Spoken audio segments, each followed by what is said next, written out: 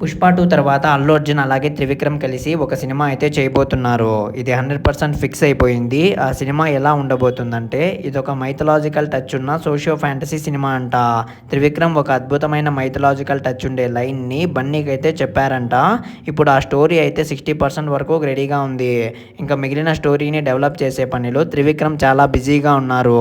పుష్ప 2 తర్వాత అల్లు అర్జున్ కొంచెం గ్యాప్ తీసుకొని రెస్ట్ తీసుకున్న తర్వాత ఈ సినిమా మీదకి వస్తాడు. త్రివిక్రమ్‌తో సినిమా అయిపోయిన తర్వాత సందీప్ రెడ్డి వంగతో సినిమా లైనప్‌లో ఉంది. సో, అది మొదలవుతుంది. ఈ సినిమా కోసం ఒక కొత్త ప్రపంచాన్నయితే సృష్టించబోతున్నారు.